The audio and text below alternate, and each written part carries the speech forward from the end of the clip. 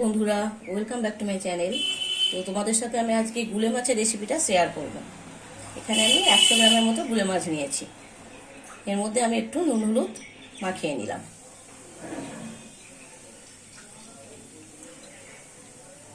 এদিকে কড়াই আমি তেলটা গরম করে নিয়েছি। এবার এর মধ্যে আমি একে একে মাছগুলো ছেড়ে দেবো।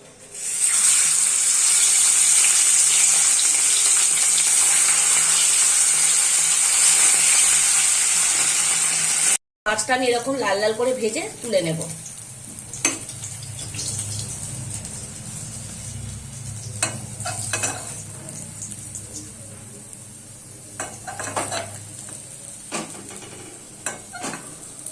এবার এই তেলের মধ্যে আমি একটা ছোট সাইজের পেঁয়াজ কুচিয়ে নিয়েছি,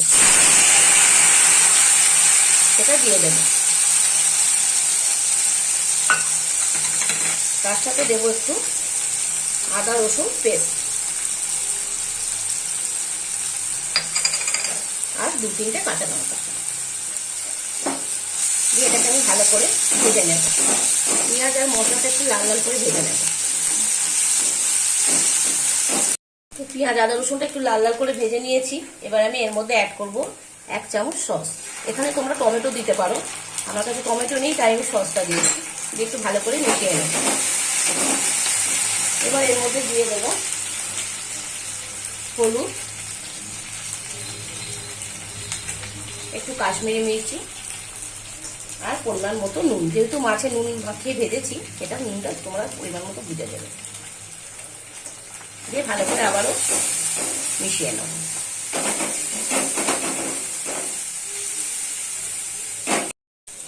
তো এরকম ভাবে ভালো করে কষিয়ে নিচ্ছি। যখন ভালোভাবে কষানো হয়ে যাবে, এবার এর মধ্যে জলটা দিয়ে দেবো।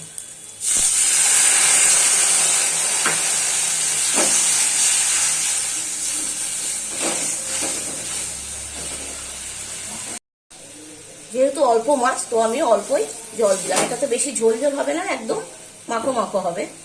তো ঝোলটা কিছুক্ষণ ফুটবে, তারপরে আমি মাছটা দেব।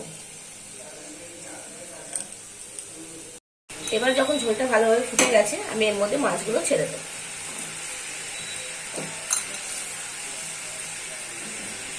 দিয়ে ভালো করে গ্রেভিটা একটু বসিয়ে নেব।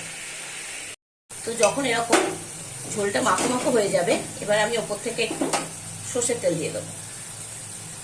এই রান্নাতে নামাবার আগে সর্ষের তেলটা দিলে খেতে খুব টেস্ট হবে। দিয়ে আমি গ্যাসের ফ্লেমটা অফ করে দেবো। তো আমি এটা নামিয়ে নিয়েছি। রেডি হয়ে গেল আমার গুলে মাছের ঝাল। তোমরাও বাড়িতে ট্রাই করো, আর প্লিজ কমেন্ট করে আমাকে জানিও কেমন খেতে হয়েছে।